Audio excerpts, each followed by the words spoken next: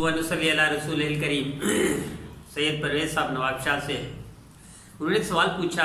ان کے دوست ہیں, وہ فرماتے ہیں کہ ان کے دوست اور ان کی بیوی کا آپس میں جھگڑا چل رہا تھا. جھگڑا چلتے چلتے بیوی نے کہا کہ تمہیں اللہ کی قسم, تمہیں اللہ کا واسطہ یا اللہ کی قسم مجھے طلاق دے دو. جب یہ جھگڑا بڑھا اور بیوی کا اصرار بڑھا تو انہوں نے کہا میں تمہیں طلاق دیتا ہوں, میں تمہیں طلاق دیتا ہوں, میں تمہیں طلاق دیتا ہوں.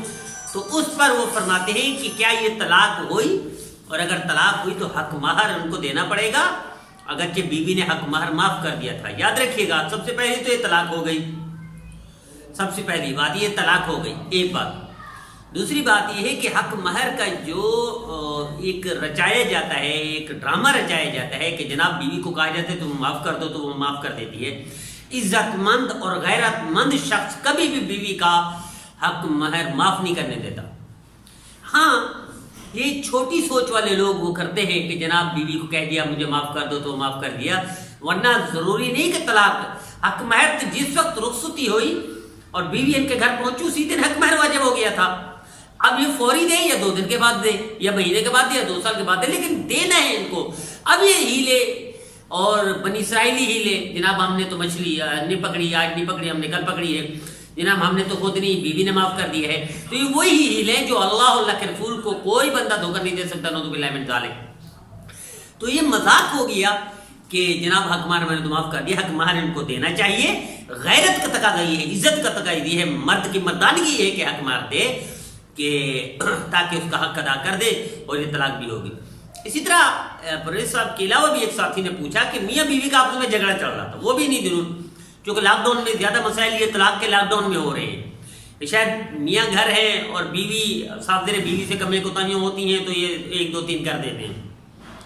تو انہوں نے بھی یہی کہا کہ میں تمہیں آج بھی طلاق دیتا ہوں. دوست نے کہا, ان کے دوست نے, آج بھی طلاق دیتا ہوں, تمہیں کل بھی طلاق دیتا ہوں, تمہیں پرسوں بھی طلاق دیتا ہوں, میرے تم قابل نہیں, جاؤ دفعہ جو بس میرا معاملہ ختم ہو گیا. تو یاد رکھیے گا یہ بھی طلاق ہو گئی, یہ بھی ختم ہو گیا معاملہ. لوگ سمجھتے ہیں اس کو مذاق سمجھتے ہیں. اسی طرح آج کل خصوصاً ہماری عوام جو سمجھتی ہے کہ جی میاں کہتا ہے بیوی کو دفع ہو جاؤ, وہ اس کو سمجھتے ہیں یہ مذاق ہے. میاں کہتا ہے تم میرے قابل نہیں ہو, اس کو طلاق ہی نہیں سمجھتے ہیں, طلاق ہے. میاں کہتے ہیں جاؤ میرا اور آپ کا تعلق ختم, حالانکہ یہ طلاق ہے. لوگ سمجھتے نہیں ہے کہ طلاق ہے. میاں کہتے جب میرے گھر میں اب تیری کوئی گنجائش نہیں, اپنے ماں باپ کے گھر چلی جا, رشتہ ختم ہو گیا, اس کو بھی طلاق نہیں سمجھتے. تو اس طرح کے جو الفاظ استعمال کرتا ہے شوہر بیوی کے لیے, طلاق ہو جاتی ہے. یعنی اگر لڑائی ہو رہی ہے اور باتیں ہو رہی ہیں ان کی جدائیگی کی, تو یقیناً اس وقت نیت بھی طلاق کی کرتا ہے شوہر, اس کے بعد چاہے کچھ بھی کر دے. اب عند اللہ وہ مجرم ہے, نیت طلاق کی ہے, یہ الفاظ استعمال کر دیے, جاؤ دفع ہو جاؤ, جاؤ میرا کوئی تعلق نہیں, جاؤ رشتہ ختم ہو گیا, جاؤ اپنے ماں باپ کو چلے جاؤ, میرے اور آپ کا کوئی واسطہ نہیں ہے. تو نیت طلاق کی ہے تو طلاق ہو جاتی ہے, لیکن لوگ سمجھتے ہیں کہ شاید طلاق نہیں ہوئی.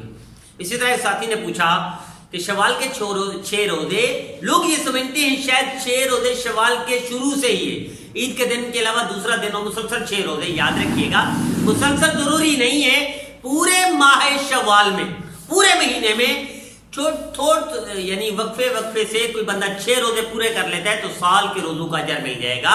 یہ 6 دن پہلے نہیں ہے, پورے مہینے میں 6 روزے رکھنے ہیں, یہ سنت بھی ادا ہو جائے گی, سال کا اجر بھی مل جائے گا. تو لوگ سمجھتے ہیں کہ شاید یک کے بعد دیگرے فوری نہیں رکھیں گے, پہلے ہفتے ہی مسلسل 6 دن تو روزے نہیں ہوں گے, حالانکہ روزے پورے مہینے میں رکھنے ہیں. اسی طرح ہمارے پاکستان میں المیہ یہ پریشر ہارن کو گناہ نہیں سمجھتے, حالانکہ یہ گناہ ہے. عام طور پر مہذب معاشرے میں پورے ملک میں کوئی ہارن نہیں دیتا, گناہ سمجھتے ہیں, اس کو گالی سمجھتے ہیں, اور ہمارے مسلمان اس کو گناہ نہیں سمجھتے. ہر گاڑی پر پریشر ہارن ہے. پریشر ہارن قانوناً بھی ممنوع ہے, شریعت بھی. جو چیز بندے کو تکلیف میں مبتلا کر دے, آپ ہارن دے اگلے کو تکلیف ہوئی, یہ حرام کام ہے.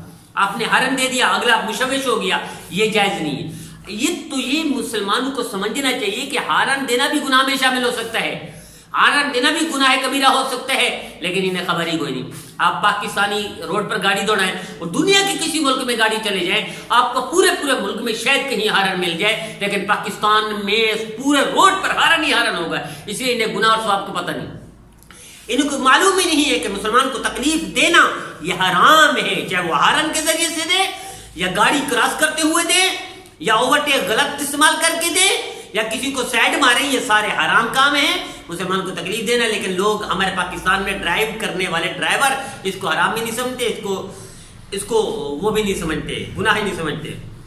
اسی طرح کسی ساتھی نے پوچھا کہ کیا ہر نماز میں استنجا ضروری ہوتا ہے؟ اس لیے اکثر لوگ سمجھتے ہیں کہ چاہے تقاضا ہو یا نہ ہو واش روم کا، استنجا لازمی ہے. یاد رکھیے گا، اگر آپ پیشاب نہیں کرتے تو استنجا کوئی ضروری نہیں، کوئی لازمی نہیں ہے. اس لیے اگر کوئی سمجھتا ہے تو وہ غلط سمجھتا ہے، اس کو احتیاط کرنا چاہیے. ڈائریکٹ جائیں، وضو کریں، آپ کو پیشاب کی حاجت نہیں تو وضو کریں، وضو کر کے نماز پڑھیں، آپ کو کوئی قباحت نہیں، کوئی حرج نہیں. شریعت میں یہ جائز ہے.